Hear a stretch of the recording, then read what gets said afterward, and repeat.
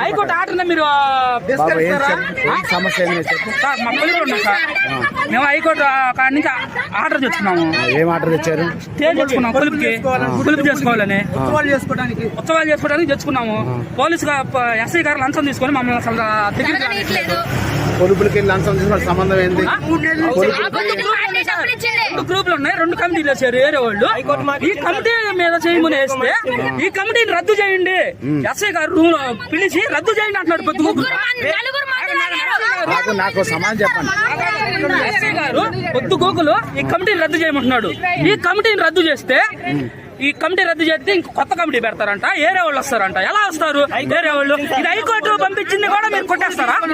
High court నుంచి వచ్చింది కూడా మీరు తీసేస్తారా? కమిటీకి అవసరం లేదా? హైకోర్టు కమిటీ కాదా? చెప్పండి సార్. తాళాలు కోసారు 11 అప్పుడు.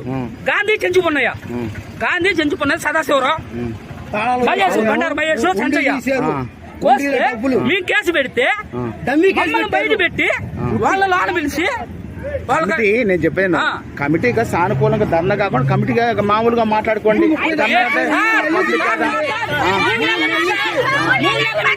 3 నెలల నుంచి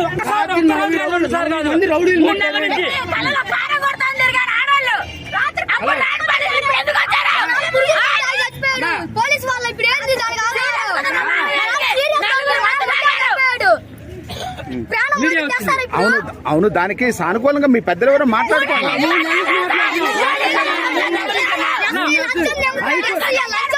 హైకోర్టు నుంచి కూడా హైకోర్టు ఆర్డర్ కూడా పట్టించుకోవాలా, ఇస్తున్నా కానీ తీసుకోవాలా.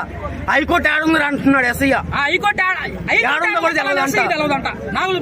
డీజీఎస్సీ కలెక్టర్ ఎవరు ఎస్ఐ పేరు? శ్రీకాంత్. నాగులపులపాడు ఎస్ఐకి హైకోర్టు ఆడుందో కూడా తెలవదంట, హైకోర్టు పర్మిషన్ ఏందో కూడా తెలవదంట. సరే ఏదైనా ఒక నిమిషం అడిగాను సార్ పర్మిషన్, ఏమన్నారు అందుకని మేము కోర్టు చేసుకున్నాం. కోర్టు 6వ తారీఖు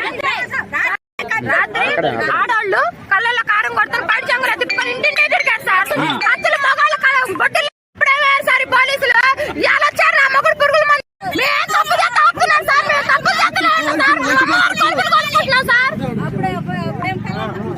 డీజీపీ మేమేం తప్పు చేస్తే పరిగెత్తించి కొడతాడు సార్. మేమేం తప్పు చేసాం?